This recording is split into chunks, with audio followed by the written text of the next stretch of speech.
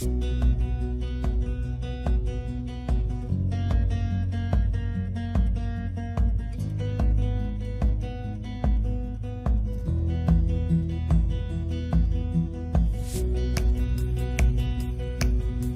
con la presentación de 3 mujeres referentes de organismos y organizaciones que previenen y combaten la violencia contra las mujeres, en particular con discapacidad. Son Mabel Ramón, perita oficial intérprete, coordinadora de acceso a la justicia para personas con discapacidad del Ministerio de Justicia de la Nación. Carolina Buceta, psicóloga, directora de la Red por los Derechos de las Personas con Discapacidad, y Verónica González, periodista, directora de Comunicaciones y Género de la Agencia Nacional de Discapacidad. Ellas darán su presentación al cuadernillo, en el marco de sus saberes, convicciones y referencias. Mi agradecimiento por estar presentes en esta presentación a Victoria Baccaro, de Iniciativa Spotlife, a Liliana Bacatello, del área de fortalecimiento de la sociedad civil, y a Victoria Velotti y Leonardo Ruiz, de Copidis, al equipo, por supuesto, de Libres de Violencia, y a todos los que mostraron tanto interés en participar hoy de esta presentación.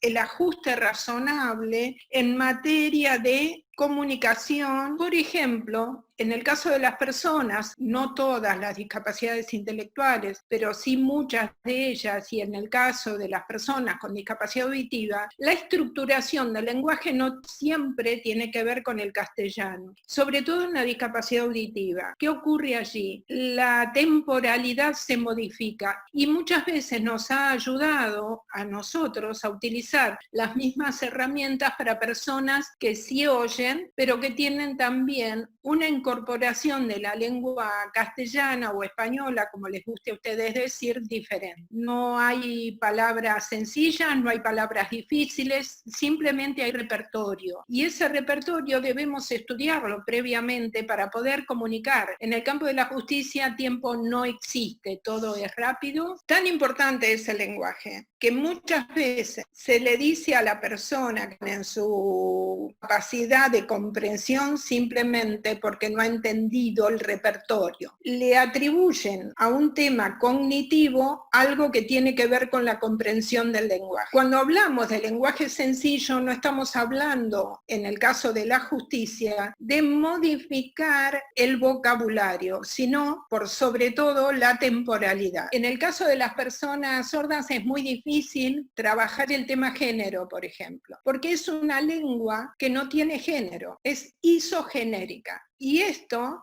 lo llevan incorporado desde que comienzan a interactuar con otras personas sordas. No se les cree cuando hacen una denuncia. ¿Quién puede abusar de una mujer con discapacidad?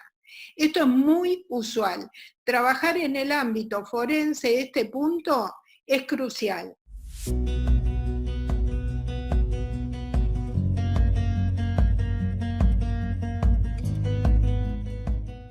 Bueno, un placer estar en este espacio. Realmente estuve leyendo el cuadernillo y está muy bueno, muy interesante.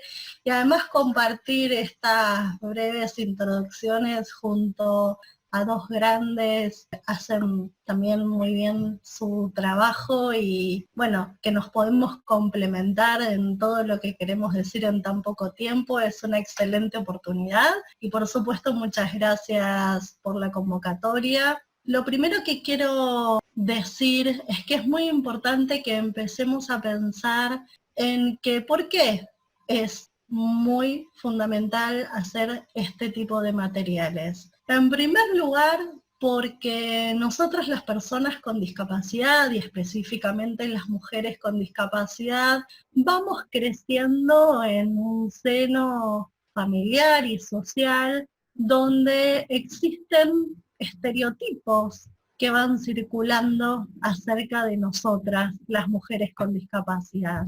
Y los estereotipos que envuelven la cuestión de la sexualidad son muy fuertes y muy difíciles de derribar, por lo cual los estereotipos que están presentes en la sociedad no solo están presentes en las personas sin discapacidad, sino también en nosotras. Y debemos también trabajar mucho para sacarnos de encima todas estas cuestiones, porque hacen a veces de soporte y de mandato, y justamente para transcurrir nuestro camino de la sexualidad libres de esos estereotipos es un camino bastante largo y complejo. El primer estereotipo muy fuerte es que las mujeres con discapacidad somos asexuadas, por lo cual muchas veces se piensa de que no tenemos deseo sexual, que no somos ni deseadas ni deseantes, y por ello no se toma esta temática con la seriedad que es necesario. A su vez también circula otro contraestereotipo, y es que si no, la mujer no es asexuada, esa mujer tiene una sexualidad que es descontrolada, por lo cual no puede ejercer sus derechos sexuales y reproductivos con libertad, con autonomía. De estos dos grandes estereotipos se desprende la creencia o el prejuicio de que cualquier relación sexual que se tenga con una mujer con discapacidad es un abuso. Y si bien es fundamental trabajar todo lo que tiene que ver con la violencia sexual que existe, y es mucha más de lo que la gente cree, lo que la sociedad en general cree, también es cierto que hay un número grande de relaciones sexuales que tenemos las mujeres con discapacidad que son consentidas. Me gustó mucho cómo las palabras que se utilizaron, cómo se encuadraron en este cuadernillo acerca de la violencia sexual. Por eso me pareció que es para subrayar y para trabajar tanto con las mujeres con discapacidad como con la sociedad en general.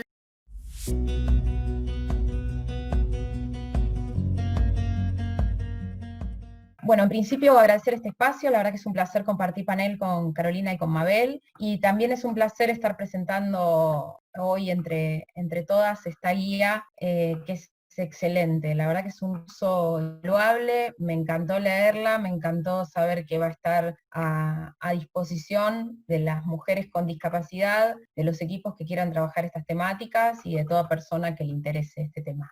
Yo voy a hablarles de la violencia simbólica, les traje algunas definiciones sobre la violencia simbólica, que es un tipo de violencia de la que poco se habla.